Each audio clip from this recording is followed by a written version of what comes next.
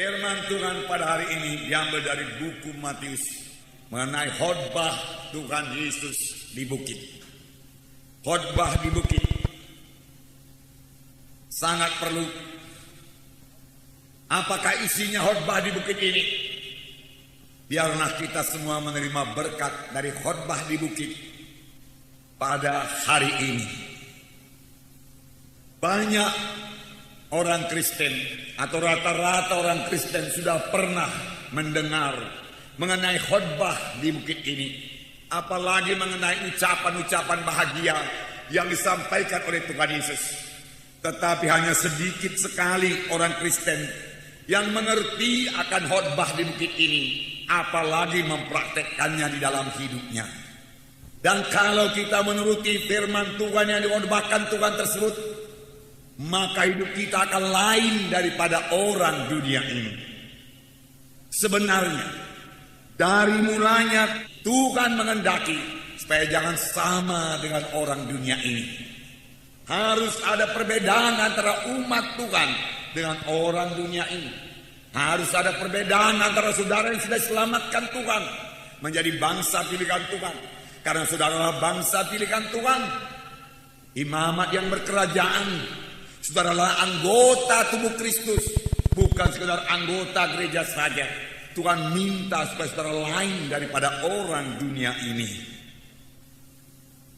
Dalam Imamat 18 ayat 1 sampai 5, dari mulanya Tuhan berkata, janganlah engkau serupa dengan orang Mesir, janganlah engkau serupa dengan orang Kanaan.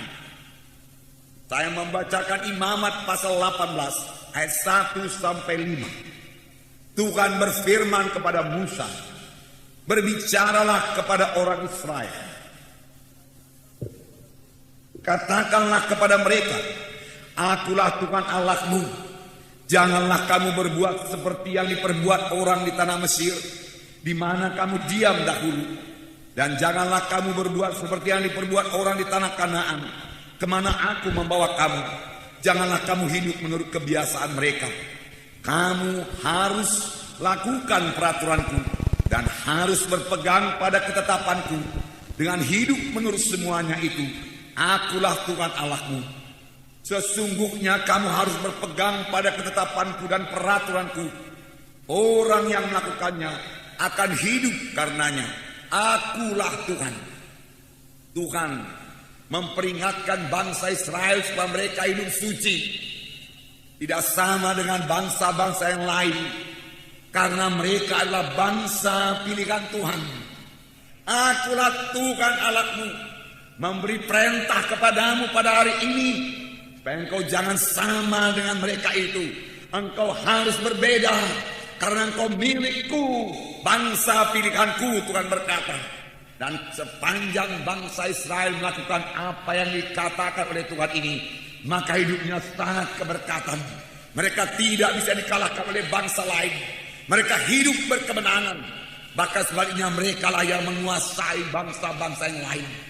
Tetapi pada waktu bangsa Israel lupa bahwasanya dirinya adalah umat pilihan Tuhan, bangsa pilihan Tuhan, dan mulai mengikuti adat istiadat bangsa lain, bahkan menyembah ilah-ilah yang lain, itulah mereka mulai dikuasai oleh bangsa lain, dijajah oleh bangsa lain, bahkan dibawa tertawan ke negeri bangsa lain tersebut. Demikian juga sekarang kepada kita semua bangsa pilihan Tuhan, mari kita hidup tidak sama dengan cara orang dunia ini hidup. Hidup anak-anak Tuhan harus lebih baik, dan memang harus lebih baik, lebih keberkatan, lebih suci, lebih indah, lebih penuh dengan kasih, sepanjang dia mematuhi undang-undang Tuhan dan tidak sama dengan orang dunia ini. Lebih keberkatan dari orang dunia ini, lebih berkuasa dari orang dunia ini. Karena firman Tuhan berkata, karena satu orang yaitu Adam semua manusia jatuh kepada dosa, tetapi karena satu orang yaitu Tuhan Yesus Kristus, kamu akan hidup dan berkuasa.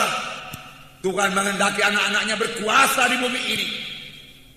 Untuk itu Tuhan telah memberikan Roh Kudus kepada kita, supaya kita menang terhadap orang dunia ini dan tidak perlu menjadi sama seperti orang dunia ini. Namun bangsa Israel, bangsa pilihan Tuhan, yang dikehendaki Tuhan dari mulanya lain daripada orang dunia ini, selalu lupa akan jati dirinya. Dia menjadi sama seperti orang dunia ini, mengikuti cara-cara orang dunia ini. Itu sebabnya mereka tidak keberkatan. Dari yang kekasih dalam nama Yesus, dalam 2 Raja-Raja 17 ayat 6 sampai 9, dalam tahun ke-9 zaman Hosea, maka Raja Asyur merebut Samaria. Ia mengangkut orang-orang Israel ke Asyur, ke dalam pembuangan, dan menyuruh mereka tinggal di Hala, di tepi sungai Habor, yakni sungai negeri Gozan, dan di kota-kota orang Madai. Hal itu terjadi karena orang Israel telah berdosa kepada Tuhan Allah mereka, yang telah menuntun mereka dari tanah Mesir, dari kekuasaan Firaun Raja Mesir. Dan karena mereka telah menyembah Allah lain, dan telah hidup menurut adat istiadat bangsa-bangsa yang telah dihalau Tuhan dari depan orang Israel, dan menurut ketetapan yang telah dibuat oleh raja-raja Israel. Nah, saudaraku, sekali lagi mereka ditawan oleh Raja Asyur, diperhamba oleh Raja Asyur, dibawa oleh Raja Asyur ke negerinya. Mengapa ini terjadi?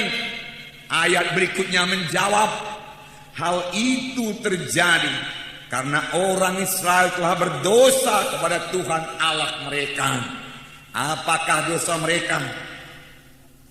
Sini dikatakan karena mereka telah menyembah Allah lain, dan telah hidup menurut adat istiadat bangsa-bangsa yang telah dihalau Tuhan dari depan orang Israel, dan menurut ketetapan yang telah dibuat raja-raja Israel. Firman Tuhan berkata, kamu akan beroleh kuasa kelak apabila Roh Kudus turun ke atas kamu, dan kamu menjadi saksi bagiku Yerusalem, Yudea, Samaria, hingga sampai ke ujung bumi. Puji Tuhan, saudara dibaptiskan dengan Roh Kudus. Tapi tidak cukup setelah saudara dibaptis dengan Roh Kudus, saudara memang penuh dengan Roh Kudus. Tetapi besoknya saudara harus penuh dengan Roh Kudus. Lusanya saudara harus penuh dengan Roh Kudus. Tiap-tiap hari saudara penuh dengan Roh Kudus. Tiap-tiap hari saudara berbicara dengan Roh Kudus. Terus-menerus penuh dengan Roh Kudus. Terus-menerus sadar akan kehadiran Roh Kudus dalam hidup saudara. Itulah hidup anak-anak Tuhan. Dan saudara terus-menerus dipimpin oleh Roh Kudus, patuh pada Roh Kudus, mendengar suara Roh Kudus. Itu semua akan membuat hidup saudara berbeda dengan hidup orang dunia ini. Amin.